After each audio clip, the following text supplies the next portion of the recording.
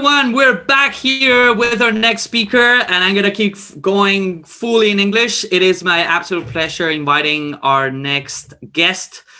We already did a fantastic interview, by the way, which if you want to check, you have it in Umbrella, so you have it with the extra contents. Please, a reminder that you can go to Umbrella, ask the questions on the chat, and the production team will ship them to me so we can ask them at the end of Sandro's talk. And to talk about our next speaker, he has an incredible career. He was senior consultant, architect, and trainer for Baltec. He was the director and software craftsman for UBS. And most recently, he's built the empire of software craftsmen, and he's currently the managing director at Coherence, which is a incredible story, by the way, and I was very happy to listen to it during the interview. And if you want to hear how it ended up there, you definitely need to check his interview because it was fantastic. So I want to welcome our next speaker and guest. It's a pleasure having you, Sandro Mancuso. Thank you very much for joining us here. Thanks, Alex. Pleasure to be here. How are you doing over there? How are things there? Oh, good. Oh, good. Excited to be speaking to the CTO Summit. Oh, good. Lockdown okay? Yeah. So far, we are getting used to it now, I guess. So, yeah. Well, come to Spain. We're very used to these things now. Well, Sandro, the floor is yours. Enjoy, and I'll see you for the questions. Have fun, guys. Yes. Okay, so let me share my screen. Cool. Okay, let's jump into it because this talk has a lot of things in it, so I need you to be a little bit fast to go through all the content. What I'll be describing here are a few issues that I see very often in companies. So I want to some disclaimer, of course, that not all companies are the same. Not all companies have the same problems. There are always companies that are far more mature than others. So I won't be addressing the companies that are at the two extremes, highly mature, highly agile, highly efficient companies, and also not the ones that are still very old-fashioned. I will be talking about the medium company that I find out there. As we, in the consultancy work that we do, we work with a lot of companies. So this is what I see very often. So one of the problems that I see is that the combination of business and technology is still not as close as we like to think. Even with the companies that adopted agile methodologies, and most of the companies today have adopted some sort of agile methodologies or their own flavor of agile methodologies, we have the false impression that business and technology are very connected, but quite often it's not. And then the way that we see that is because companies are still not able to release fast enough. They still are accumulating technical debt. So when we speak to different people, like the product owners, the sponsors, the developers, the architects, the QA, the production services, each one of them will express their frustrations of things that are not working well and so on. So then we were looking at, so like, okay, why we are still not in that promised land? And I believe that as an industry, we made a significant progress. So please don't feel that I'm criticizing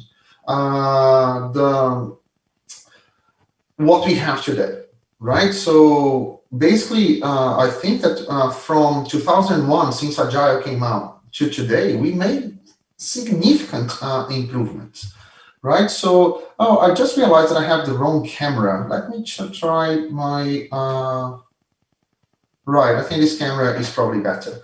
So I think that we made significant improvement, but we are still not there. And one of the things that,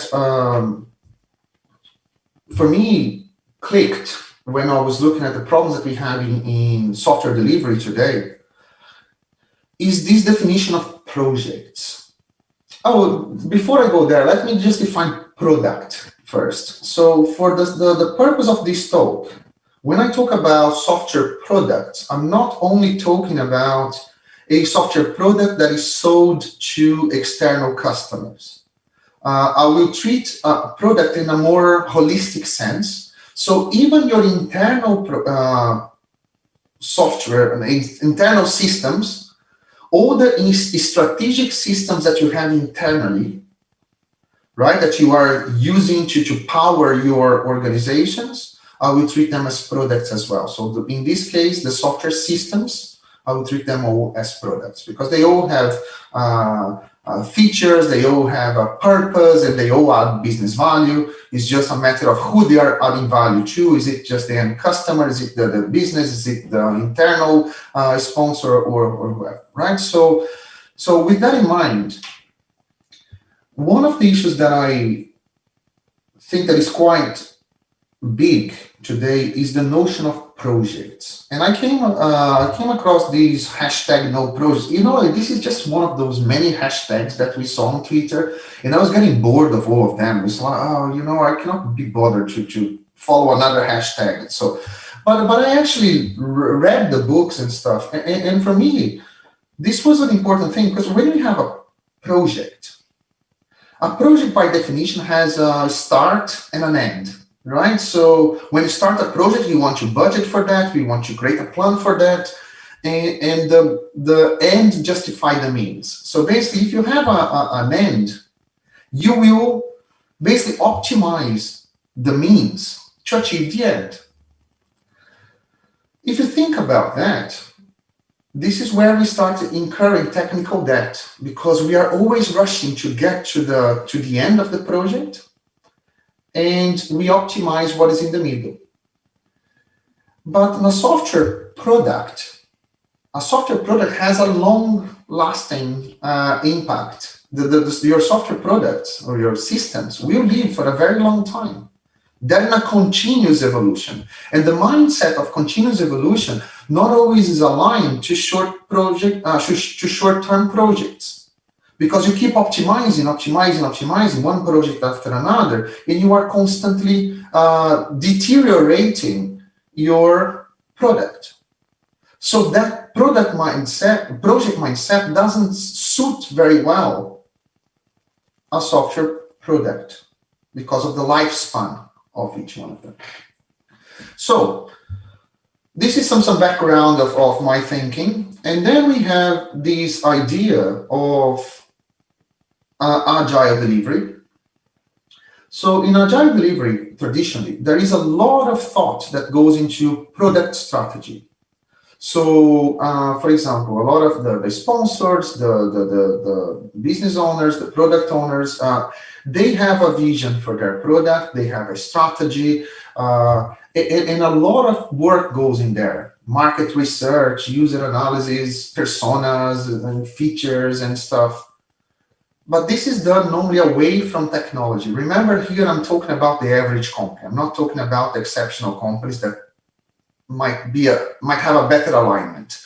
And then what is the intersection, the general intersection between business and technology is what we call the backlog, right? So once the product, the business do a lot of work, they come up with a backlog, and the intersection with technology becomes the top items of the backlog. So they go there. So this is our top priorities, development team. This is what we need to focus on, right?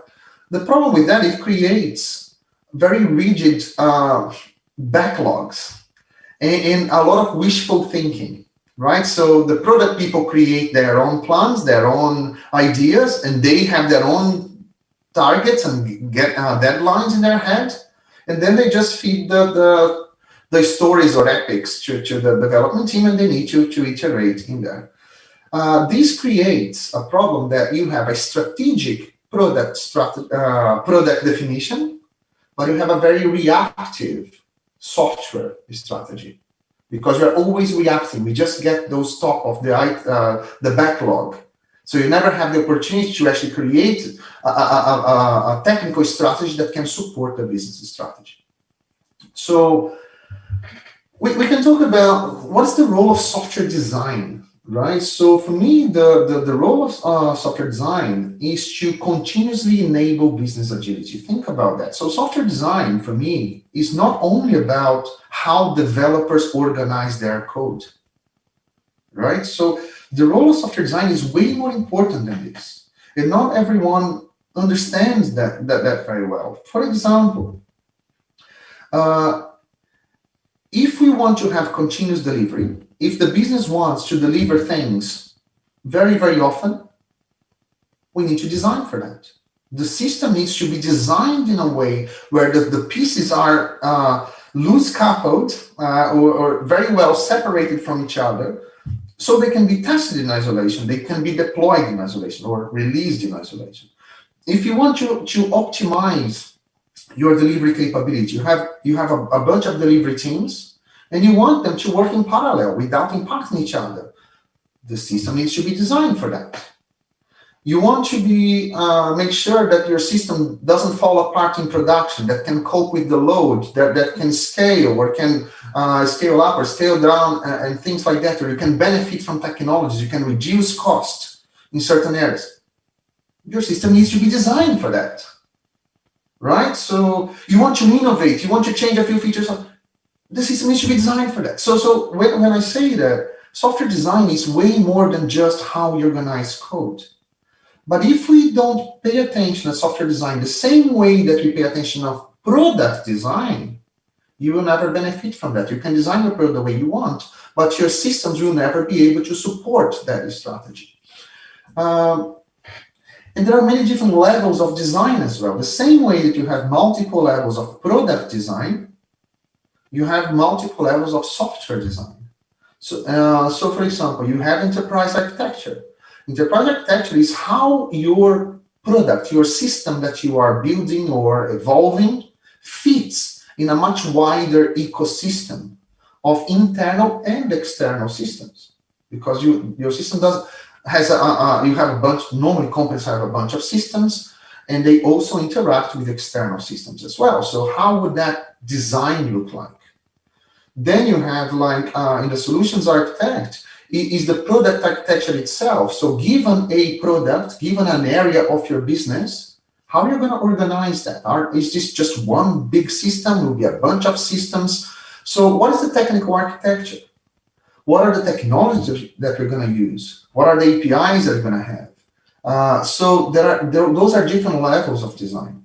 So within each system, what are the core components? How are how do we split the delivery mechanism from core domain, from infrastructure and stuff? And even the low level details, your functions, your classes and methods, as you can see, there are very, very different levels of software design. And you need to design them in the right phase of the product design, right? So I will explain this a little bit more in more details. The traditional product design, there are quite a few different schools of thought, but the traditional product design normally follows those 4 phases. Some schools have more phases, but normally they have an ideation phase, they have a strategy phase, a planning phase, and a development phase, right? So how can we talk about those things? So the ideation phase is when we're thinking about a product, right? So we define the business goals and a vision for those goals. Okay, so that's the gap in the market. This is what we want to tap. This is the problem that we're trying to solve, and we have a vision to solve that thing, right? So then we need a strategy. So okay, now that we know at the high level what we want to do with our product, we need to create a strategy to gradually go there. So then you create that vision, right? So that strategy. And then we need, okay, so now that we understand roughly where we want to go and roughly the strategy to get there, we need to plan. Then we start creating a more detailed plan, because now we need to start getting to the point where you need to do something or prepare yourself to do something.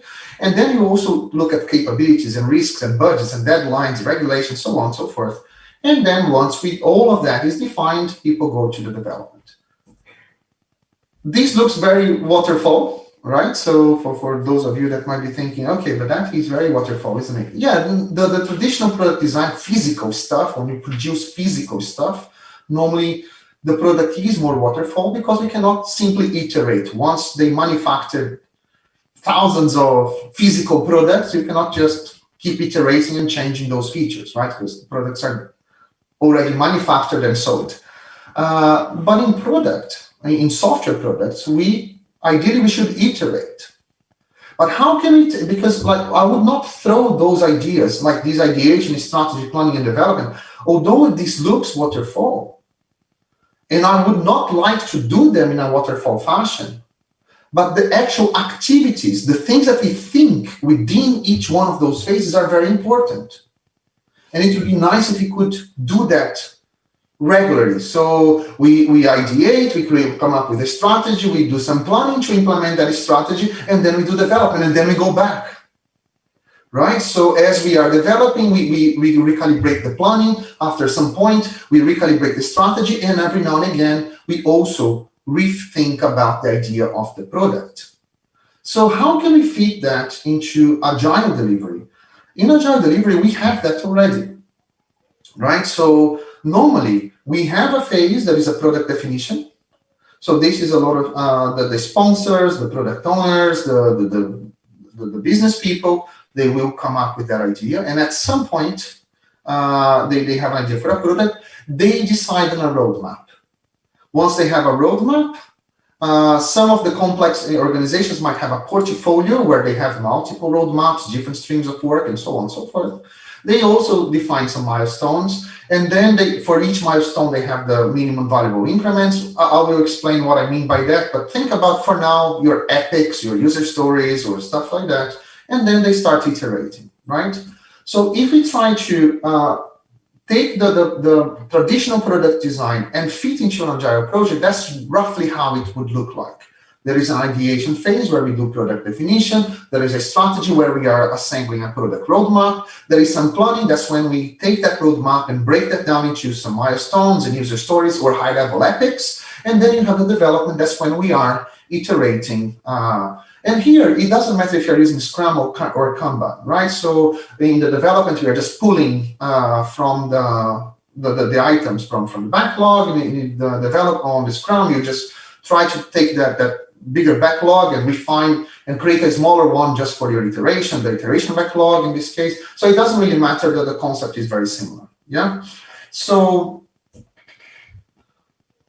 what is the problem that we have in here? Normally, the activities from ideation, strategy, and planning, even in agile fashion, where we are doing those things, we are thinking about milestones regularly. So once we finish a milestone, we think about the next milestone. We are constantly rearranging the roadmap. So this happens today already. So that review of the strategy and the planning, and sometimes the ideation as well, they normally happen, right? So by product owners and so on. But they happen without technology. Technology normally is involved or get closely involved in the development phase once the product has already the backlog. So this makes the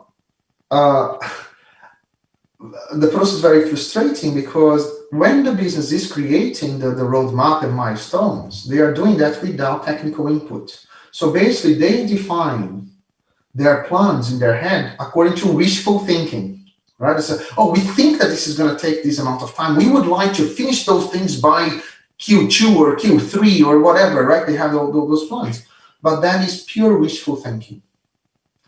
And then as the developers start working on that, they see that as they need to rush to commit to those things, to those deadlines, they start creating technical debt, and they keep begging for time to do refactoring or to kill technical debt, which not always are given, because if developers are killing technical debt and doing some technical work, then the business is not getting their feature. So they want their feature, the developers need to kill technical debt. If they do that, they delay the other one.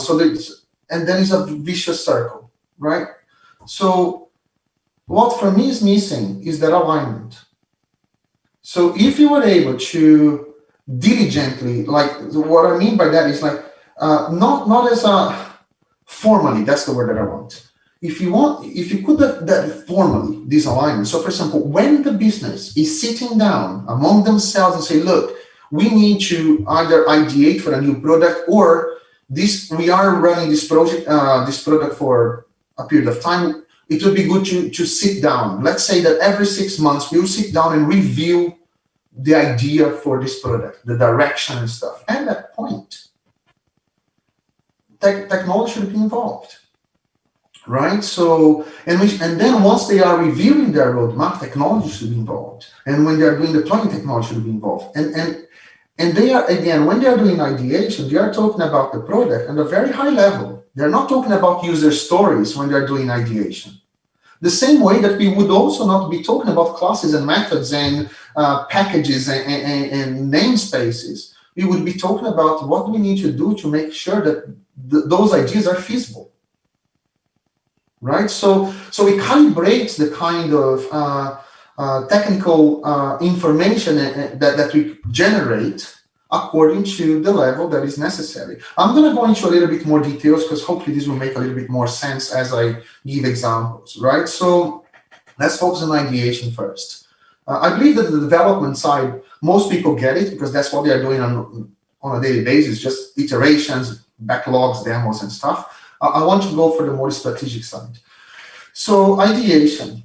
So very few of us are starting new products from scratch. But if we are, one thing that we can do together between business and technology is, for example, discuss the business as a business model canvas.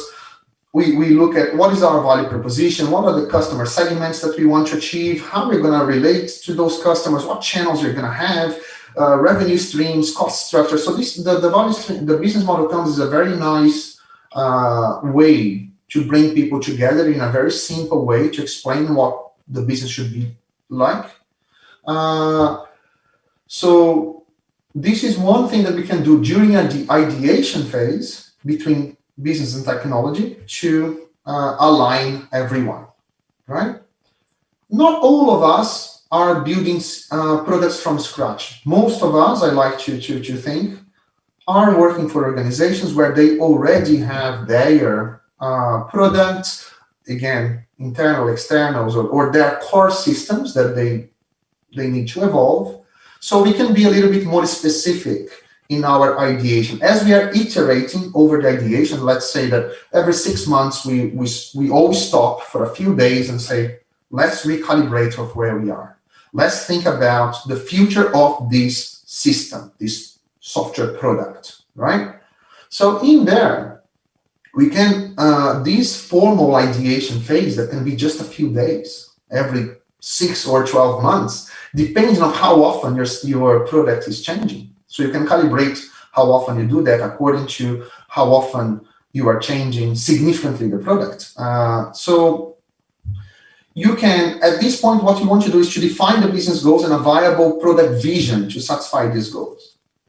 So what you can do is you can take just like a subsection of the business canvas, right? So as you are iterating, and you can use what we call a value proposition canvas. So the value proposition canvas, again, is a way to align business and technology, and what we can do to define the future of the product for the next 6 to 12 months. We can look at the customer jobs. So who are the customers? Again, customers here are not just external users, right? You might have some internal systems where your customers are production services or a different area of your business, right? So customer here, let's take in a more holistic way, right? So then we need to say, like, who are we creating this product for? Who are the users of the consumers of these service or the system? So what jobs do they want to do?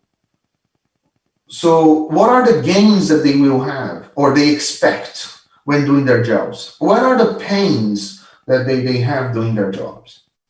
And then we can understand from the other side and say, okay, what are our products and services, or what our system should do to actually provide those gains to our customers or relieve their pains, right? So this is, again, is a very nice exercise during the ideation phase to align everyone, to understand what we are trying to achieve before we talk about features, before we talk about user stories. This is just, again, ideation phase is just a vision, right? And you can play those combinations. You can have multiple products and services to satisfy customer jobs. You can play with those scenarios, right? So multiple game creators. Do I need to create more than one service to satisfy a single customer, or one single service should satisfy multiple customers? You can play a lot with those things.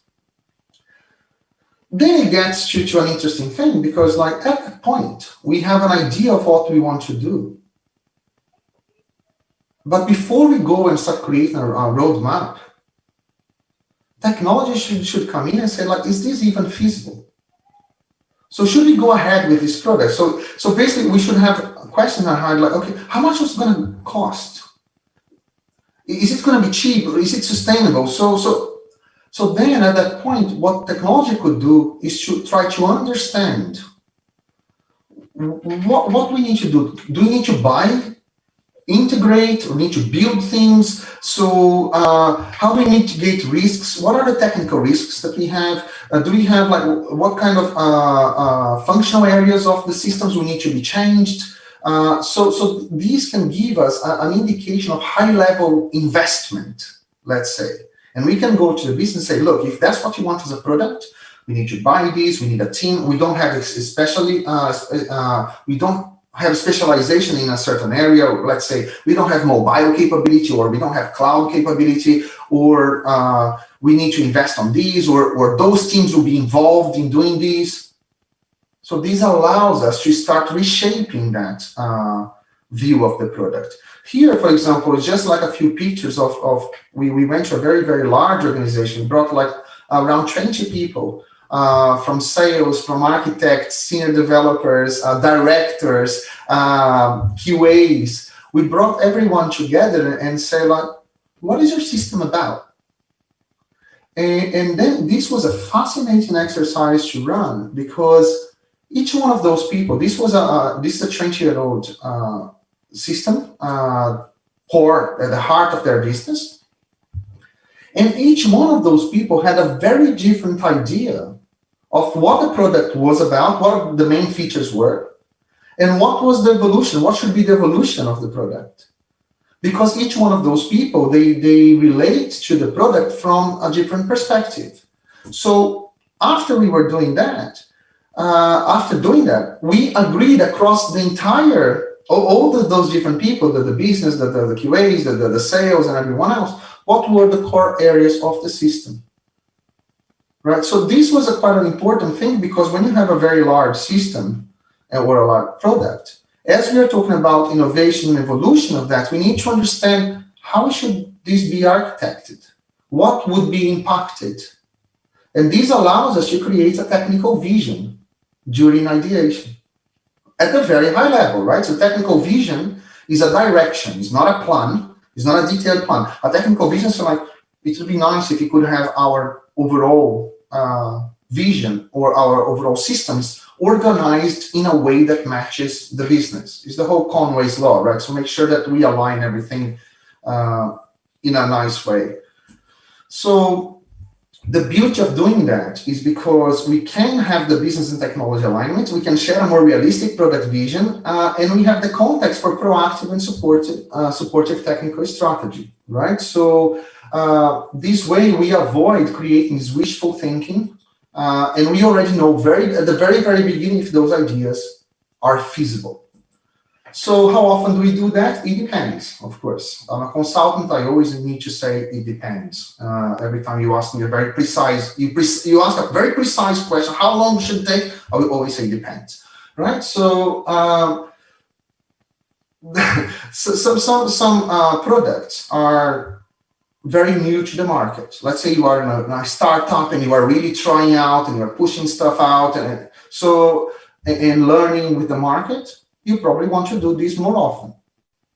But if you are in a very stable business, you have a very stable system, and your innovation cycle, let's say, is more stable, more precise, you probably want to do that every 12 months. right? So you might do every 3 months or every 12 months or every 6 months. It depends on how often you need to adapt your product. But normally 6 to 12 months is a good cadence. So with that in mind, now we have a better idea, a better vision for the product, and we know if it's feasible. And again, this is not just for the new systems, right? So it might be for the next phase. The product is already in a certain stage, and we are now doing the ideation for the next step. What's going to happen in the next 12 months? That's the ideation for something that already exists. So then we need a strategy. At that point is when we say, okay, we have this vision for the next 12 months or 6 months or whatever. How do we get there? What are the key things that we need to do? So in the strategy phase, what we want is to create a high-level evolution plan and a technical vision for the product, or refine the technical vision, right? So here we want to analyze and mitigate all the risks, constraints. We need to have a high-level product architecture as well. As I said, as we create a roadmap, a business roadmap of things that we like to do, we need an architecture that supports that evolution. But we cannot wait until we start the iterations. We need to do at the same time. As we are aligning the direction, creating that strategy for the product, we need to start thinking about which kind of architecture would support that. So that when we start iterating, we already know what kind of architecture we should be aiming towards, right? So, and I'll give you a few examples as well of product roadmap, because when there is a difference nowadays, like lean startup and design thinking they are being used almost as if they were the same. I believe that in the original days, when those concepts they originated, they were slightly different. Nowadays are very common, but I will explain roughly in a very simplistic way. So please, the purists on design thinking, please don't throw stones at me. But like in a lean startup, the mindset is, we are building something that we don't know exactly how our customers will react. It's very experimental. So basically what you want to do is to build something very fast, push it out, measure the outcomes, learn, and then adapt. Then keep doing that. So push something out, learn with the feedback. So measure what's happening, learn with that feedback, and then adapt. So you have a sequence of MVPs. You create a small MVP, you push out, get. On the design thinking, normally it's a little bit different. You have a better idea of what you want. So they put more emphasis on customer, so how can I say, understanding their customers, right? So normally they have a more stable product. When they release a feature, is more focused. They are releasing with more certainty that that feature is useful to someone. So there is more emphasis in doing marketing research and speaking to customers and stuff like that. And then they also iterate. So that's where I call a minimum marketable feature. It is a bit more focused. But regardless which state, normally, like for example, for a stable products or software or systems, you are more on the design thinking because you already have a customer base. You already know who are your clients, what they need and stuff. While the lean startups are a bit more disruptive. You're still trying to figure out how people will react to what you're doing. Regardless which way you go, your architecture needs to support that. If you have that lean startup, this constant change and adapt, or otherwise, if everything you release needs to be far more stable and robust, the architectural strategy needs to match that. Because otherwise, those things will not work, right? So you need to align your product architecture to the kind of business strategy that you have. Right? You cannot just keep inspecting and adapting without an architecture that supports that constant evolution. So you need to have flexibility and robustness at the same time, and achieving the balance of having a flexible system that is also robust and production ready is extremely difficult. Right? So that's why it's so important that we understand. And here, when we understand that roadmap, we need to start taking that high level view and breaking that apart. It's like, okay, so what are the technical modules? Right? So what would be my technology stack? How am I going to modularize the system to make sure that this roadmap can be implemented well so that one part doesn't impact with the other. We can parallelize work. We can test those things independently. We can release those things independently, right? So what we're going to do with the data? Who is going to own the data? We want to build all those new features. Where the data is going to be stored? Which systems are going to own the data? Which systems are going to consume? So do we have constraints, technical constraints, SLAs, performance, throughput, security? How many users are going to be using this concurrently? So we cannot just create a roadmap of features and expect that you're going to push them out without taking those things into account. So we need, while creating the roadmap, we need to align an architectural roadmap together, right? So this will allow us to have a common understanding of the business and technical strategy, because this is being done in conjunction between technology and business, right? So we are creating an architecture that support the business. We have more realistic and sustainable product roadmap. This is, for me, is quite important, because like once we create a roadmap, quite often if we don't do the architectural analysis, the technical feasibility together with the definition of the roadmap, we will create roadmaps with wishful thinking. People will be frustrated. So, oh, I have this roadmap and technology is not delivering that. They are always slow because they are not delivering what we asked them. Of course not, because there were loads of unknowns for them. It's not just knowing the feature, but how technically we are going to support that, right? So then we have the planning as well. I'm going to speed up because I know that I will certainly run out of time. And this talk has tons of stuff in it.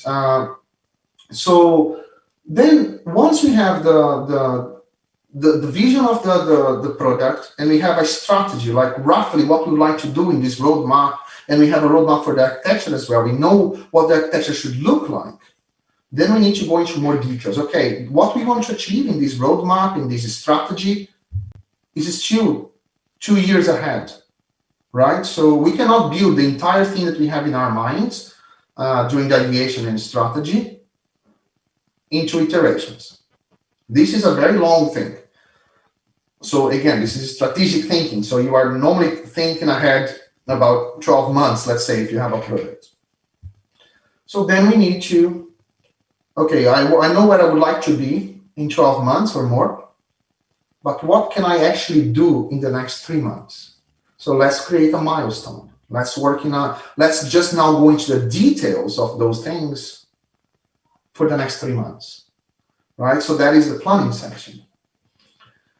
In the planning section, we are defining a much shorter milestone, and then you have the goals. You say, okay, what would given the overall picture, what we would like to achieve in the first 3 months, or 4 months, or 2 months. You can calibrate the size of your milestone according to how often your business is changing, right? So this is important to re-emphasize. So then you create a goal for the milestone. And here you can do, for example, impact mapping is one of my favorite tools at this level. So you say, like, let's set one or more goals for the milestones, depending on how many teams you have, how many things you're trying to achieve, how many things can be parallelized. So you don't need to have a single goal if you can parallelize things, right? So then you do that exercise with technology and say, like, this is the goal, this is the business goal that we want, those are the people that will be involved, that's the impact that we expect them to have, and actually those are the deliverables. The deliverables are the software bit. This is what we need to build or to change or to integrate to actually enable that impact to that actor that will contribute to the goal.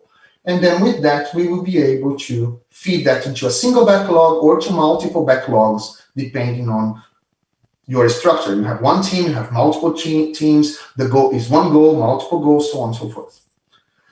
So while we're doing that, we need to be a little bit more specific with what goes into those backlogs. And I have an issue with user stories.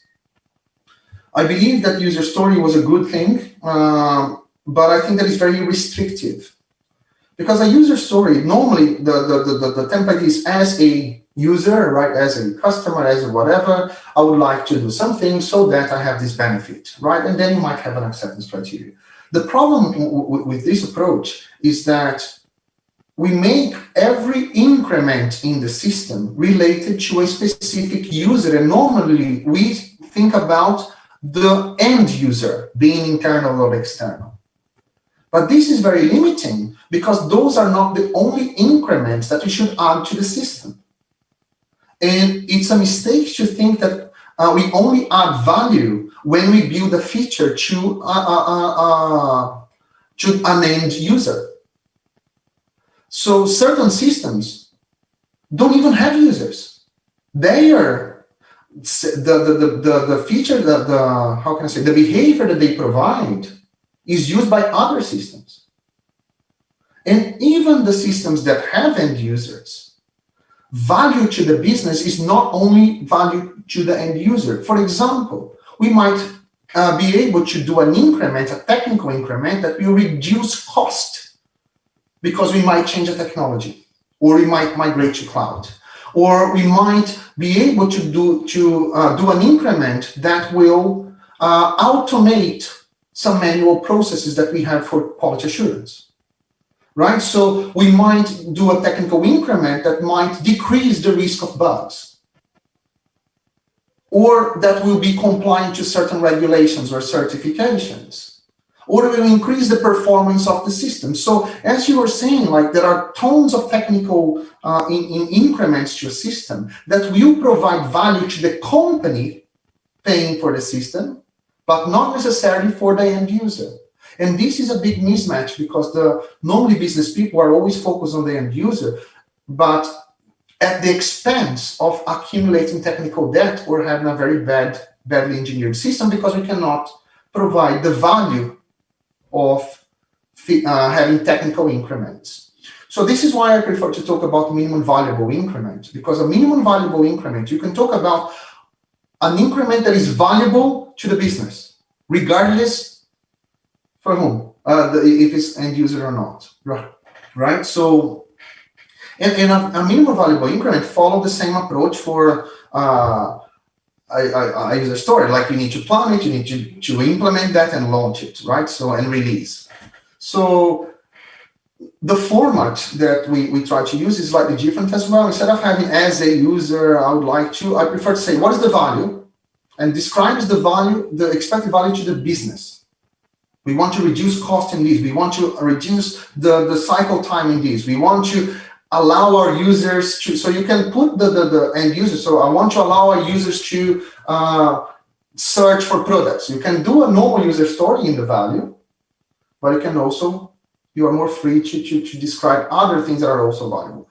And then you describe what the increment should be and how do we verify that. This is another thing that I prefer verification than acceptance criteria, because acceptance criteria means that someone from outside the team is delegating something to a team and they will accept that or not. And I don't think that is very collaborative. Maybe it's just a word, but I would rather a verification. So we agree together what's the value to the business, what will be done in the increment, and how we are going to verify that if that is working correctly. And then we can also have tasks to that increment and also provide examples, right? So, and you can group the MVIs in goals. So for example, maybe you have like in the epic format, like you have an epic and you have multiple user stories. You can do the same in here. You have a business goal, the overall business goal, and then you can have inside each the overall business goal all the different MVIs, and then the measurement of the business goal. So these allow us to create a backlog that has items at all levels. All the items in there are valuable to the business. But this backlog, if you think about MVIs, it's a much nicer way for us. We remove that pressure of only the business maintains the backlog because they are the only ones that understand value to the business. No, we can everyone contribute and explain. If you want to have something in there, even if it's technical, you need to be able to explain the value to the business to do that technical item, right? So here is just an MVI. MVIs can be at many different levels, the same as epics and user stories. So at a strategic level, you can have like a value, increase sales, increment, accept all popular payment methods, verification, have new payment methods available for all our customers. And examples, we want American Express, PayPal, so on. And measurement, we expect a 15% increase in online sales after 3 months, the new payments are. So this is an MVI at an extremely high level, at a strategy level. I think that we might take on for a full milestone, right? But you can calibrate those things into lower levels as well, right? So you can start, let's say the MVI ones, like I want to have the ability to test and release Visa payments independently.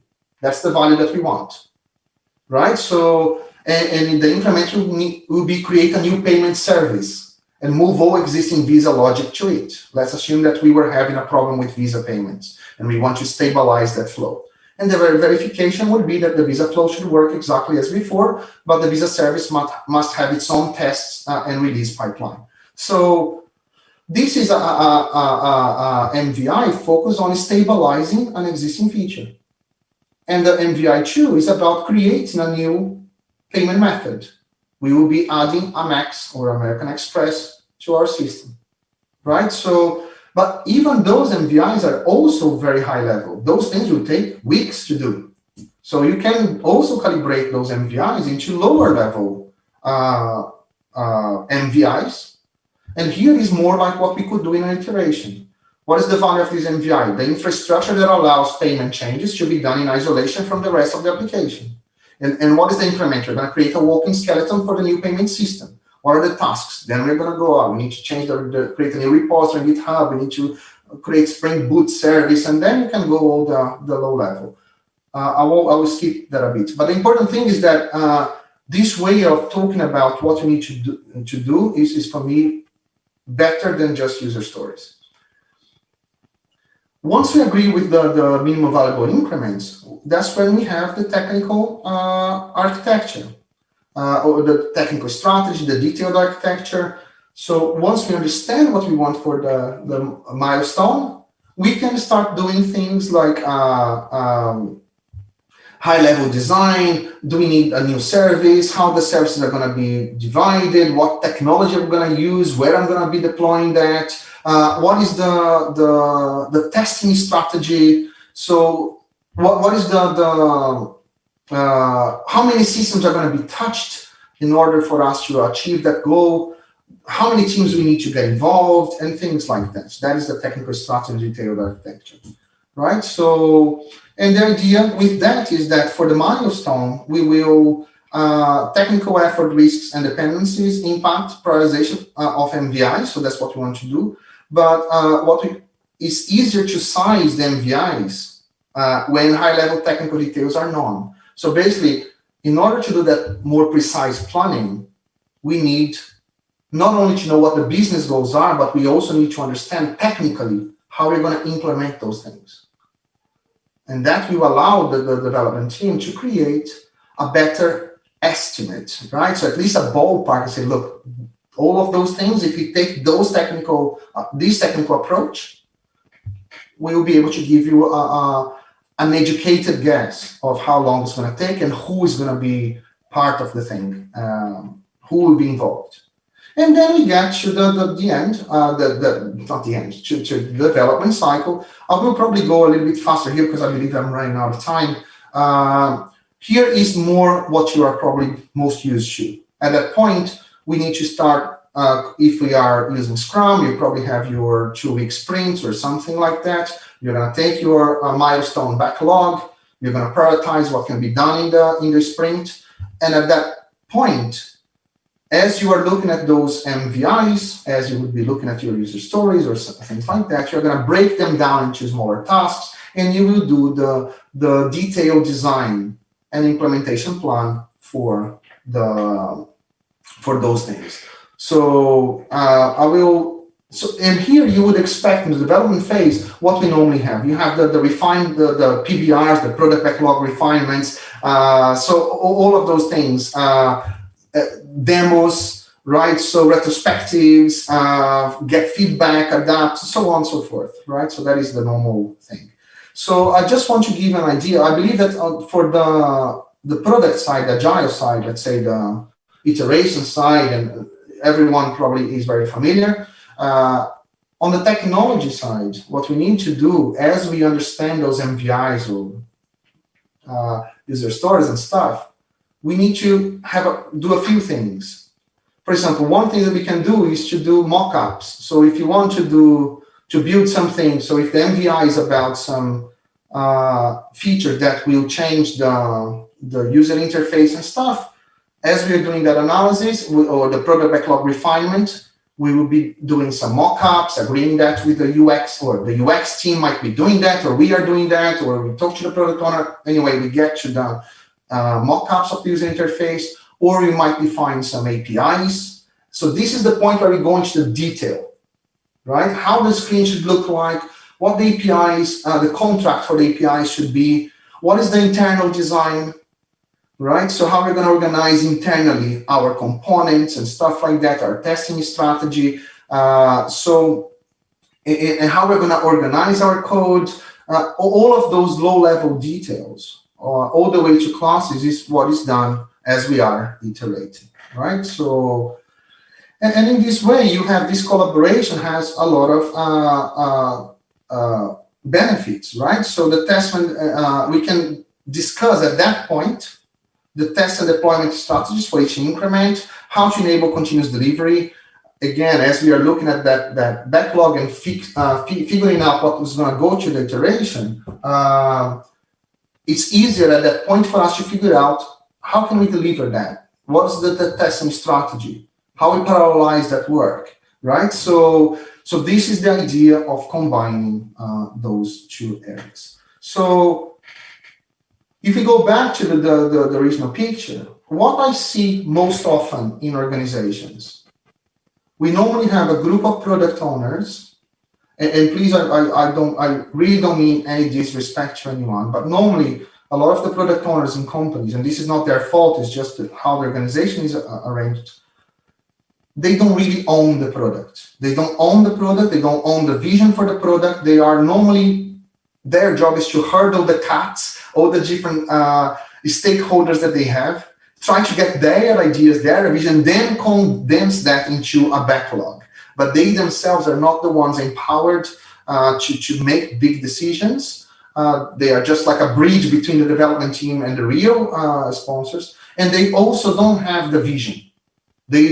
This is what I see again, on average. I'm not talking about individuals or specific concepts. This is what I see on average. Yeah, I just want to make it very clear. So because that is the case, the whole ideation and strategy and planning is done when it's done, which most often is not done. I see a lot of companies that don't have a stable roadmap, a stable, or they're not thinking ahead. They don't have a strategic view for the systems that they are evolving.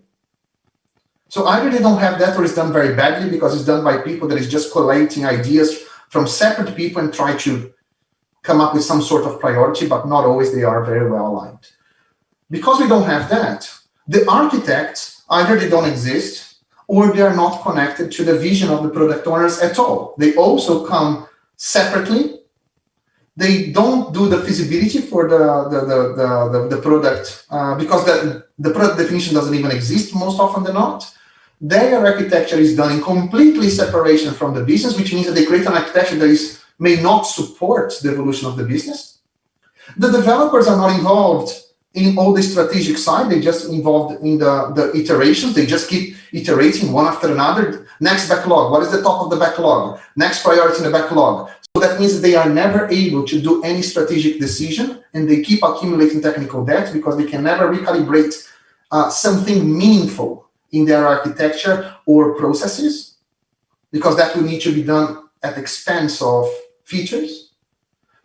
And that intersection between product and software technologies is still very, very small. It's just the top items of the backlog. What we would like to do is to see a full iteration. And then we assign formal time.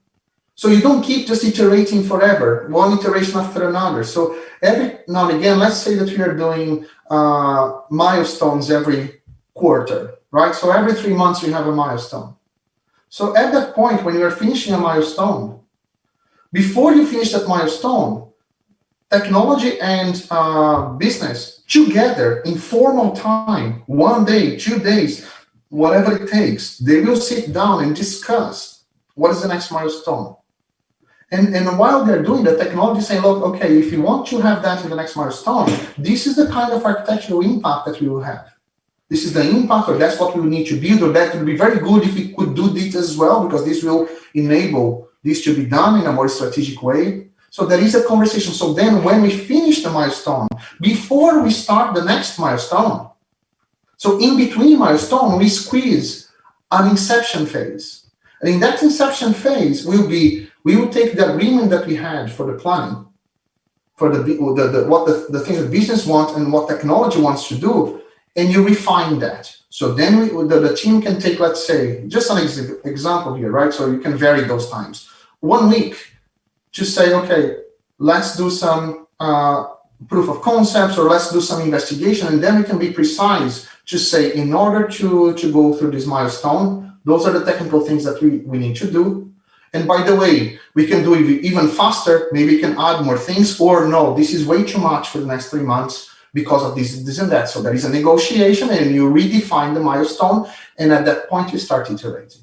And then you can do, after a couple of milestones, you can review the whole ideation and strategy of your system as well. That can be done every 6 months, 12 months, as I said. Again, you do a formal time. You stop for a week. It's not much to ask a week in a full year to rethink about the strategy, the ideation, maybe 1 week or 2 weeks, and go into the detail of technology and come up with a plan.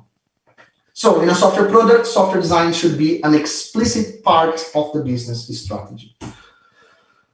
I wrote one book. It's called The Software Craftsman, that explains the mindset of software craftsmanship, professionalism, pragmatism, and pride. And I also wrote a chapter for the Clean Agile book, the Back to Basics, from Bob Martin. And most of the things I've been sharing here are things that we as a company try to help our clients with, is modernizing their systems, evolving their systems, and provide some technical guidance and building the system with them. So that's what I had to share with you. So thank you very much. I hope you enjoyed it. Let me stop sharing my screen so that... There you go. We're back. Well, Sandro, first of all, thank you very much for your talk. I personally enjoyed it very much. It's funny. I was talking with the production team, and there wasn't a lot of questions, and I was telling them, well, the thing is, what Sandro is, first of all, Sandro is a very good speaker. He knows what he's talking about, and what he's talking about is quite advanced in many ways. You're blending strategy with business, with IT and product development, and it's very rare to see that holistic view and in a structured way, the way you did it. So first of all, my personal congratulations, because I could see my own work reflected on your framework very well. It's like, yes, I was like, fuck yeah. Fuck yeah. So thank you very much for that. We do have 3 questions, so I'm gonna be quick and read them and get you to answer them. So I'll go with the first one from Javi Olmo, and he says, this theory is very interesting. However, as they say, starting is the hardest step. So how do you begin bridging the gap between business and IT? What are the first steps you would definitely suggest people to start in this journey that you showed us? Right. So that's a very, very good question. Most of the work that we do are on with organizations that already have a lot of legacy. They are organizations that they've been around for decades. They have loads of systems, loads of departments and stuff. Very rarely we take that small startup, right? So normally, first of all, you need to focus. In a large organization, you cannot just fix the entire organization. I don't have that kind of aspiration. I don't think that we're going to fix everything in one go. I would say, like, let's take one area and let's fix that area first. So that's first step, focus. Once you have the focus, you know who are the people involved, what are the key stakeholders of that area, and both from business and technology. And then bring them together, but don't offer them a solution. First of all, agree on the process. Like, look, guys, I want to have a meeting. And one of the things in here is to say, I want you to understand from everyone, what issues do you think we have? What is not working well from each one's perspective? Because first of all, you need to agree which kind of problem you have. Once you understand that, you see there are different pains and stuff, then you can go, what we would like to improve given that. So if you are able to, in 1 or 2 meetings, like for an hour, 2 hours, 3 hours, to run that workshop, bring them for a workshop for 2 or 3 hours, and you run this. What are pains? What are gains? Now that we have that alignment from all sides, what we would like to have. If you are able to achieve that, you are off to a good start. Then you can say, okay, so if you really want to do that, why don't we sit down and do a formal ideation, and then you can start applying those things. It's easier said than done. When I work with big companies, it's like, let's get everyone together. And you go like, no, I can't this day. I can't this day. Don't have time. But shit, it's incredible. I think the challenge is to agenda coordination, basically, which is, we could open that can of worms at another point. Yeah. We have another question from Jaime Mateo. He asks, how do you think the software development team should be involved in the strategic/design conversations or spaces besides the CTO, the VPs, etc.? Right. So this I love this question because I had this question a few times. And I hope that you don't take any offense in what I say, but most of us want to be in strategic conversations, right? So if you say, who wants to be in a strategic conversation? Yes, we want to just have opinions and make decisions. Yes, great. So, but what do you bring to the table? Because this is important, right? So those meetings with certain people, those are very strategic people. They hold the budget. They are very busy. So if you want to join a table, you need to bring something to the table. So for me, it's not about how developers can get to it. Well, you first of all need to be adding something. So every time that you have an interaction with someone, you need to be thinking more strategically. You cannot just think, I want to do microservices or I want to do CDD, right? So you need to yourself start learning those strategies, learning those thinking. You need to think that you own the business. This is my business. How would I fix this?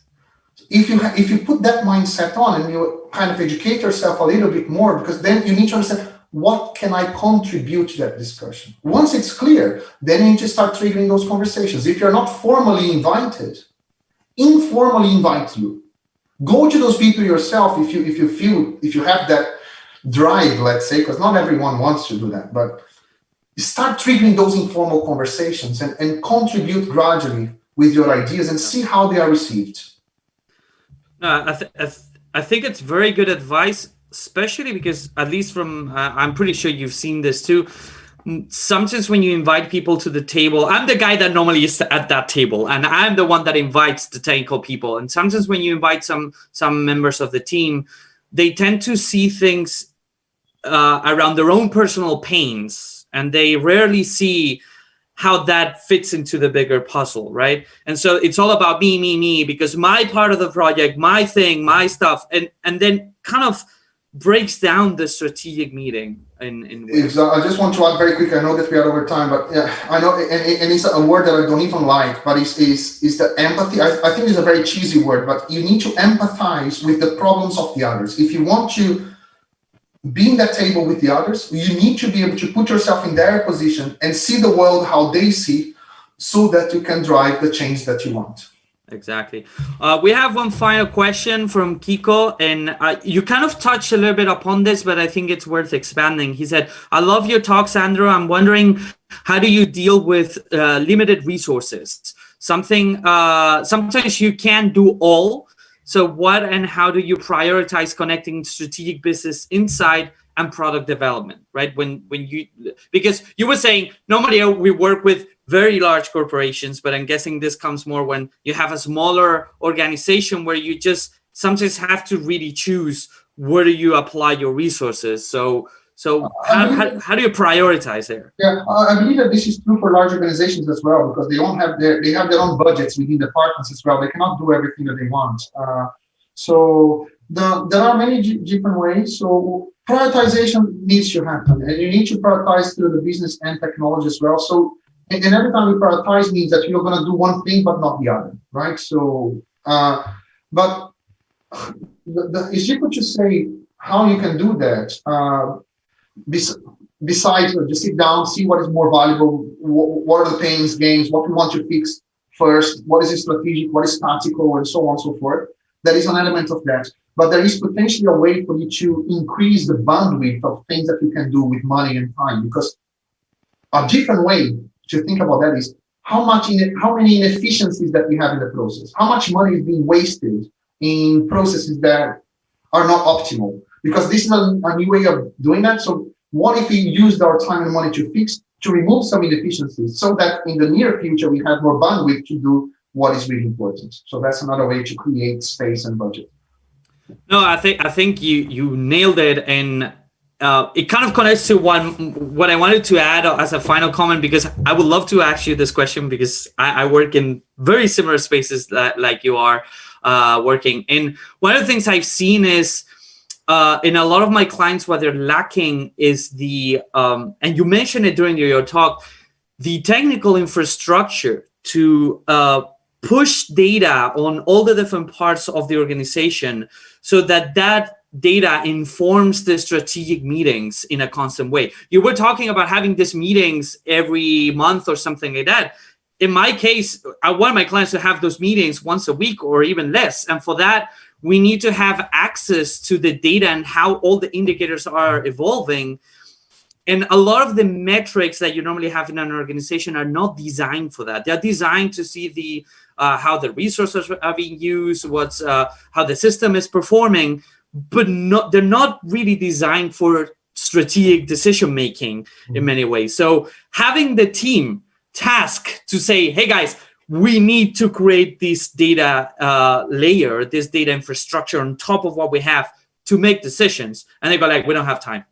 We have to build product. So it's this kind of constant struggle, right, between, hey, we need to be able to make these decisions more informed in a quicker way with better data, and the kind of the priority of pushing business, the product side, right, that it's always very hard. So anyway, I would say, dude, I really enjoyed this talk. I think you're doing an extraordinary job. My experience, and this is for everyone, and you probably can comment on this, is that more and more companies are looking for this kind of structure. They're kind of a little bit lost, and they're really struggling to figure out how to get out of there. So I'm very, very happy to have you here today, and to definitely check his book. And check the talk that's going to be, it's being recorded, and we will put it on the Brella platform. And Sandro, I do need to say goodbye, but it was my immense pleasure having you, and the whole team. They're very happy having you here, and the people listening. So thank you very much, Sandro. Muito obrigado. And stay safe and have a good weekend. You too. Thank you very much for the invitation. Gracias. Bye.